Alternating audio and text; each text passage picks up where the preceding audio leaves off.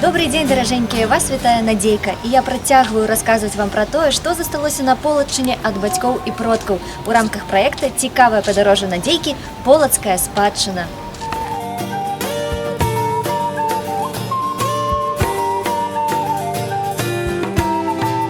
Даражэнькія, я наведала ўжо шмат розных куточкаў Полачыны, і кожны з іх асаблівы і унікальны. Дзесьці ёсць дзіўная гісторыя, дзесьці свае традыцыі, а дзесьці проста добрыя і гасцінныя людзі.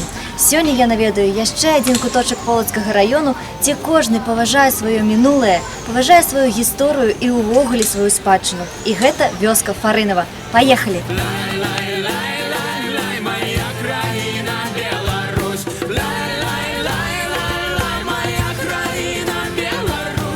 Добрый день, дорогие друзья! Мы рады приветствовать в нашем Фариновском центре культуры и досуга. Сердечно приглашаем вас в гости. Добрый день вам, люди, счастья в хату! Коли ласка, запрошаем вас на свято! Наши далекие предки были людьми трудолюбивыми и очень чистоплотными. В избе в страшной тесноте жило, как правило, 10-8 человек. Любая изба начиналась с красного угла.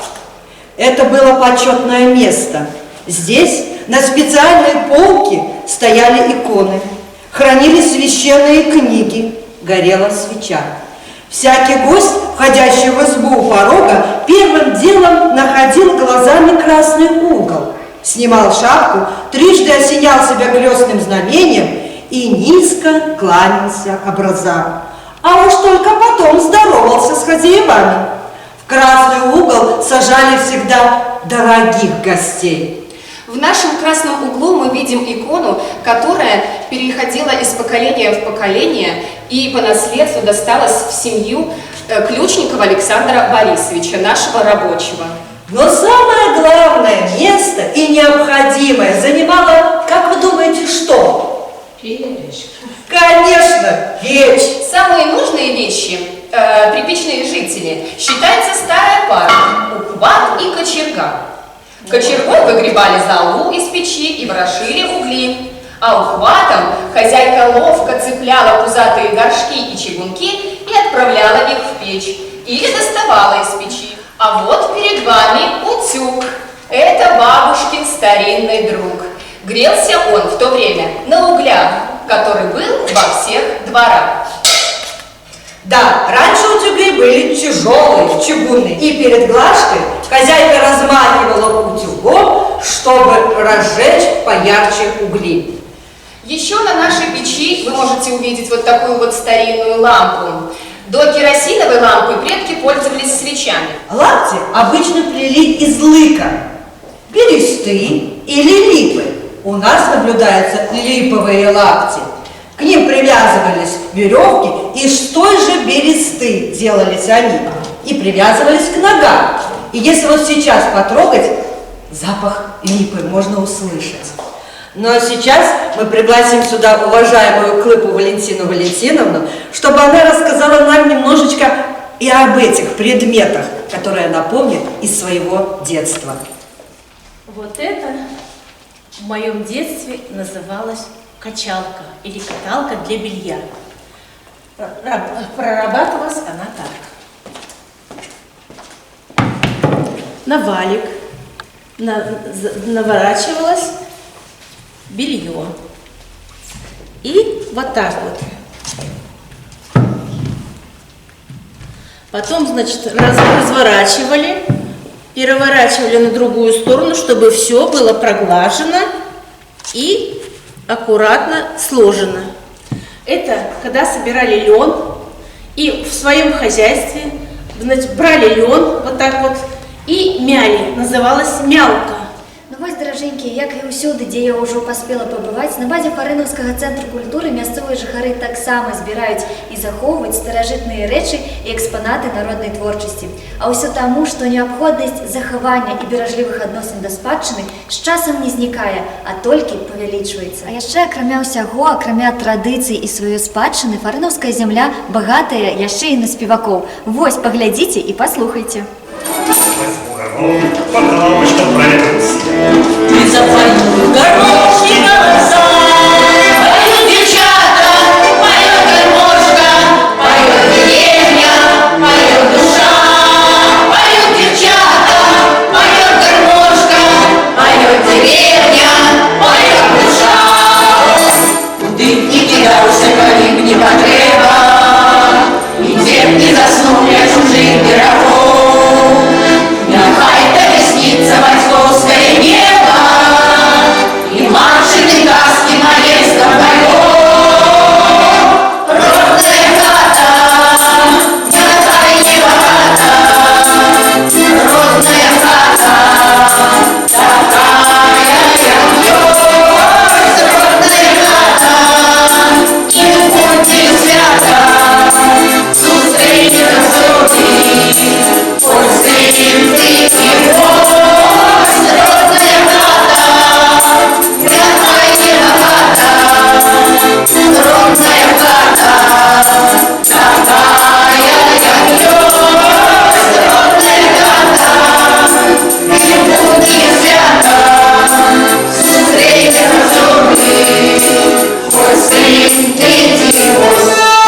Вёска Фарынова – гэта часцінка нашай роднай полачыны, часцінка нашай неабсяжнай радзімы. Увогуле паняцце радзіма не залежыць ад тэрытарыяльнай мяжы. Галоўнае, каб чалавек, дзе бы ён ні знаходзіўся, ведаў, што ён мае кроўную сувязь з гэтай зямлёй. Мы ўсе з вамі землякі, і мне вельмі прыемна, я вельмі рада, што на фарынаўскай зямлі таксама ёсць людзі, якія так жа любяць, паважаюць і ганарацца сваім родным краем. Беларусь, моя родина милая, славишься ты своей стариной. Стоит наш древний город с золотыми куполами над Двиной. В старых писаниях отмечен наш город. Святая Ефросинья всех хранит, кто стар и кто молод. Франциск Скорина смотрит свысока. Писание города – его рука. Не сломили фашисты Орды, наш народ и любимый мой край. Разорили, но не сломили. Ты цвіці, Беларусь, расцвітай. Гэта радкі з аўтарскага верша выдатнага творчага чалавека казачонак Марыі Паўлаўны. У яе скарбонцы маецца больш за 300 вершаў, і большая частка з іх, вядома ж, пра любімы родны кут.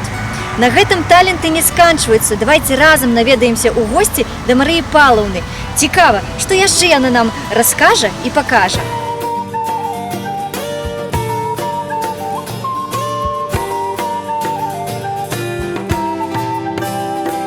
Марыя Паўлаўна, я гляжу, у вас уся хата ўпрыгожана карцінамі незвычайнымі.